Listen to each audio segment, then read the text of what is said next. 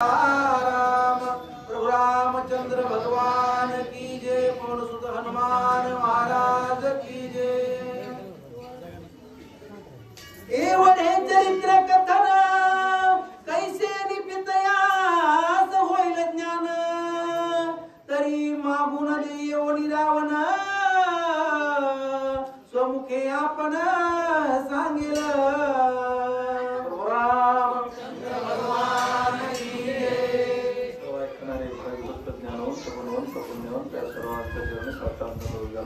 शब्दामध्ये कथा सांगण्याचा प्रयत्न करू। प्रभू रामचंद्राचा आणि जटायूचा संवाद आहे।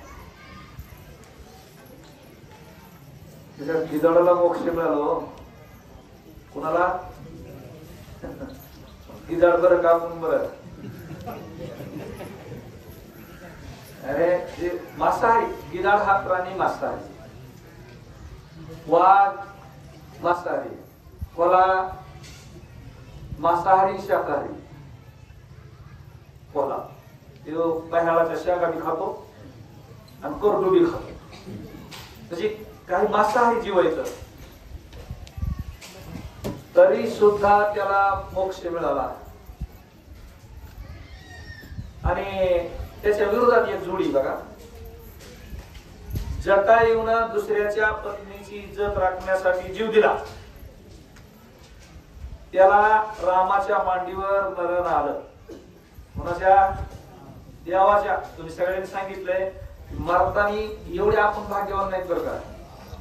मरतानी जर आपल्या तोंडाला शेवटची कुचकी बसायला आणि रामकृष्ण आहे म्हणलं का, यमाची ताकदच नाही आपल्याला न्यायला।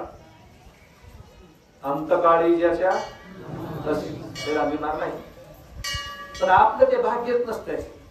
मरायच्या टायमाला आमच्या घेण्यात येते, किती आली का रे, पोरगी आली का, पोरीचं नातरूड आलंय का, दगडावर हात ठेवतो पण त्याला टपरीवर लागायची आणि मरत, आणि मग ती तशाच जन्माला येत।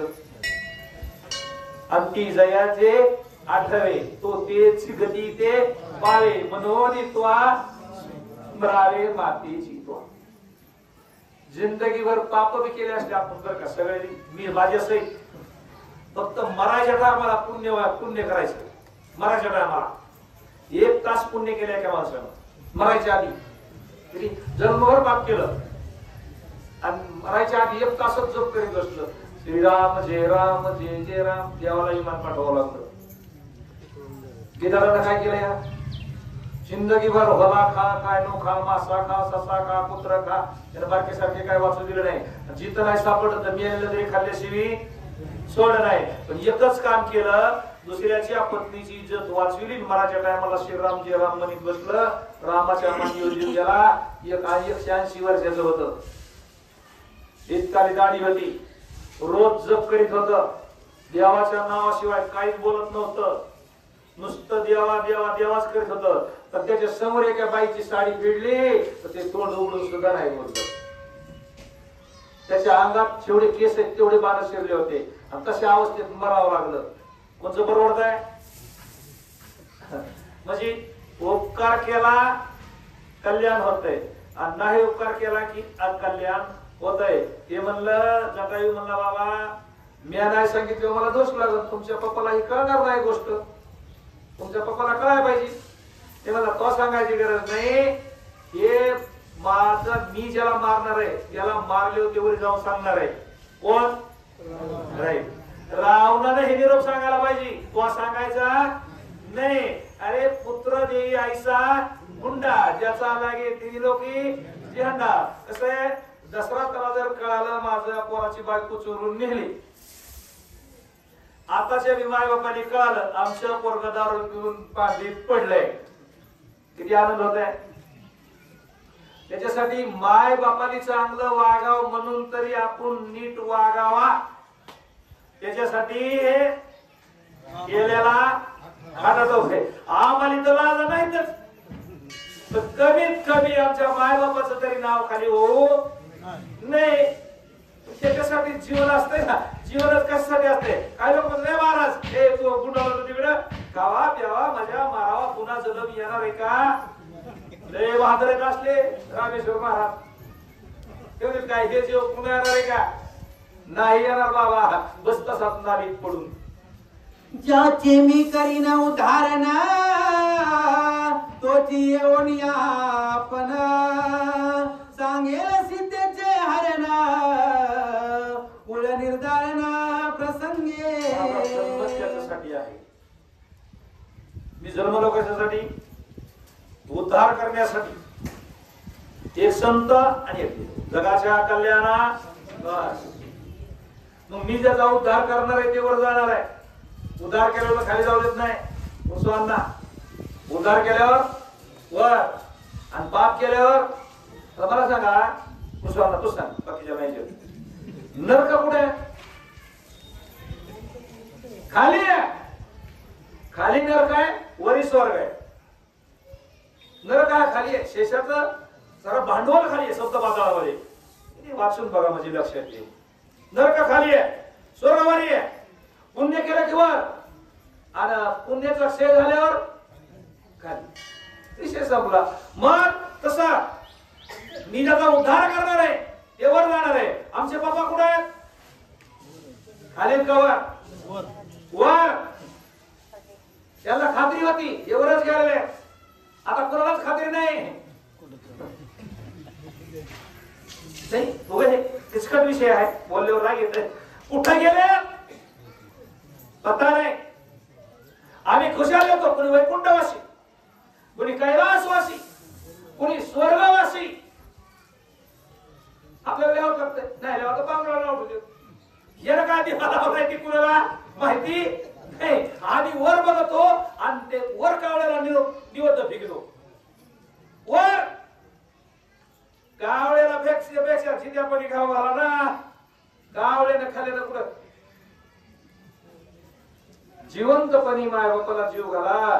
कावळ्याची पूजा करून कावळ्याला निवड करा. माय बापाला येणार नाही. एक काय देवानं लावले, रामानं केले म्हणून आपण करायचं. रामानं केलं का नाही केलं? रामानं त्याला आशीर्वाद बी दिला.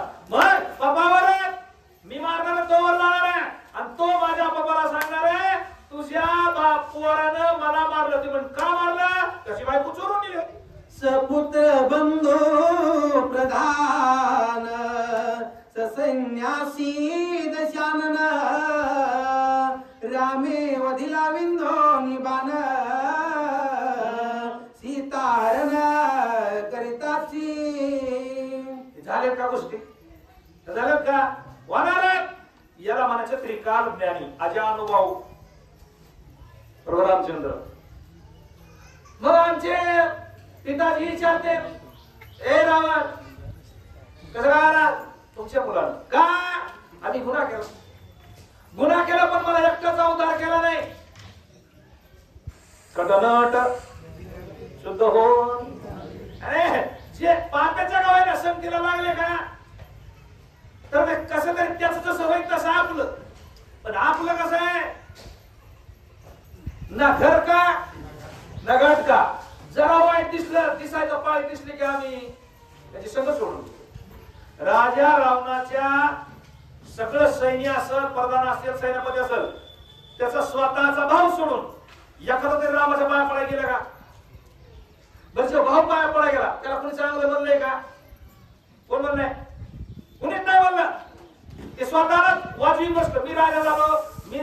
त्या राजाला काय किंमत आहे? राजाला किंमत आहे. विश्वामित्र पहिला राजा होता बघा.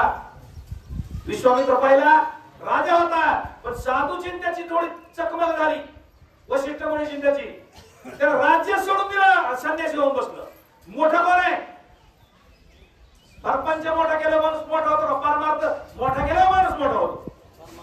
किती धनवान लोक आहेत त्यांचे मंदिर नाही. मंदिर कोणाचे आहेत? परमार्थ करणारे. मग तो गेल्यावर सांगा तुम्ही आता चाडी लावू नका. वर्ता सुख होईल श्री दशरथा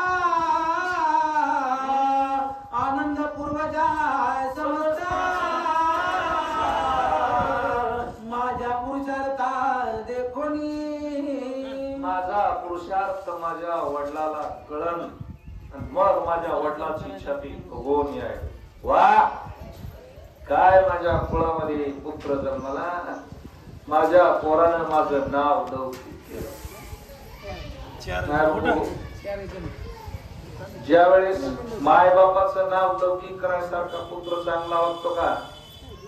मी तर असं कुठेही सांगतो, माय बापाली लेकराकडून काही सुद्धा अपेक्षा नसते, काहीच नसते. कोणते बी माय बाप असतील, एक सवय हा कुणी असो, माय बापाकडून लेकराला एकच अपेक्षा असते म्हाताऱ्या झालेल्या, की लेकरानं मला रोज 10 मिनिट बोलावं.